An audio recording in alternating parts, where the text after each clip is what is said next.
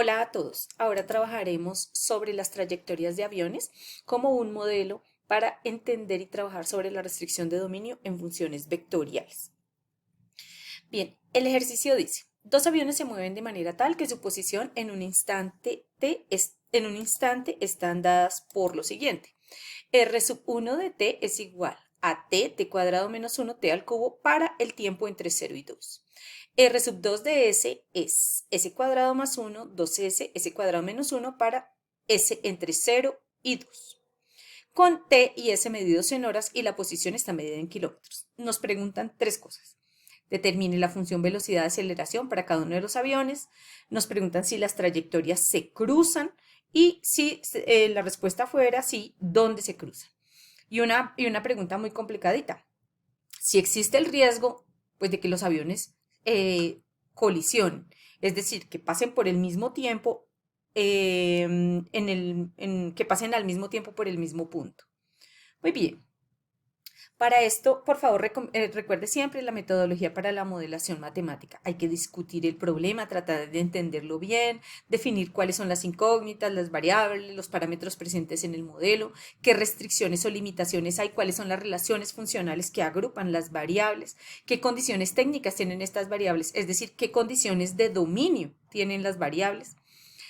Hay que mirar cuál va a ser la herramienta de cálculo que nosotros vamos a utilizar, que sea apropiada para lo que nos están preguntando. Hay que resolver el objeto matemático con la herramienta que hemos escogido. Hay que validar la solución, verificamos que nosotros hayamos hecho bien las operaciones, que satisfagan todas las restricciones y finalmente damos la solución al modelo. Muy bien, primero, vamos a discutir el problema, tratar de entenderlo. Esas dos funciones que nos están dando ahí son funciones vectoriales. Las gráficas de ellas nos están representando las trayectorias que están haciendo los aviones. Entonces nos están preguntando por la aceleración y por la velocidad, que las vamos a obtener a partir de la función de posición. Pero además nos preguntan dónde si se intersectan las dos trayectorias en algún momento. Ojalá que no sea al mismo tiempo, digamos, por el tiempo que me están pasando los dos. Bien, ¿cuáles son entonces las variables definidas? Una es el tiempo del primer avión, que se llama t, y el segundo tiempo es s, que es el del segundo avión. Están las dos funciones, las que nosotros tenemos que encontrar, la de velocidad y la aceleración, y la que ya nos dan, que es la función de posición de cada uno de ellos. Muy bien.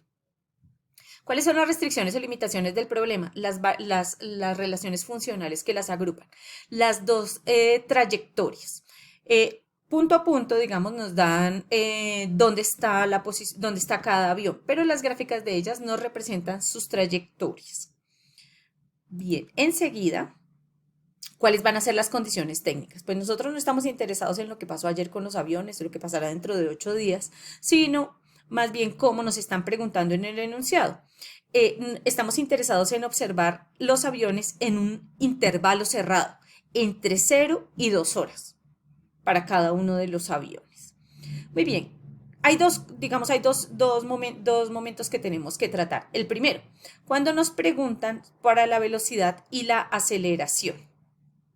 Entonces, recuerde que la derivada de la posición es la velocidad y que la derivada de la velocidad es la aceleración. O sea que para el primer avión nos va a quedar de este estilo. Recuerde que las derivadas de las funciones vectoriales se hacen entrada por entrada de las funciones componentes. Entonces, t cuadrado menos 1t al cubo, su derivada es 1, 2t, 3t cuadrado. Y la derivada de 1, 2t, 3t cuadrado es 0, 2, 6t. Recuerde que aquí el tiempo estaba en el intervalo cerrado, aquí lo vamos a poner sobre el intervalo abierto. De igual manera, análogamente, lo puede hacer para el segundo avión. Muy bien. Aquí también tenemos otra pregunta que debemos enfrentar con otro método de trabajo. Nos preguntan si los dos aviones se van a intersectar. Las dos se van a chocar o si sus trayectorias en algún momento van a compartir un punto. Así, digamos, uno de los aviones pase a la hora y el otro a la hora y media.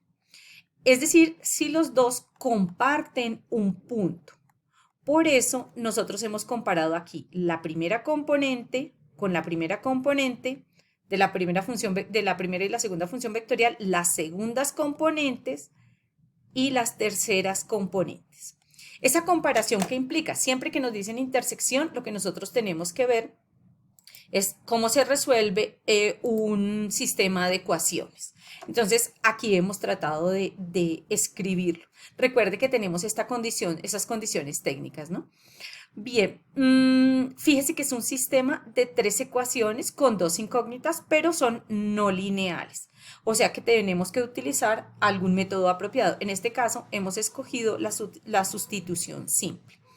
Bien, de la primera ecuación entendimos que t es igual a s cuadrado más 1. Al sustituirlo en la segunda, aquí observamos que queda s cuadrado más 1 al cuadrado igual a 1 menos s cuadrado. Al resolver este binomio al cuadrado, nos quedó s a la 4 más 2s cuadrado más 1 igual a 1 menos s cuadrado. Por el tipo de ecuación polinomial que estamos armando, debemos igualar a 0. Al hacer la igualación a 0, vimos que s a la 4 más 3s cuadrado da 0. ¿Qué significa eso? Que el método que vamos a utilizar aquí para resolver esta ecuación de grado 4 va a ser la factorización.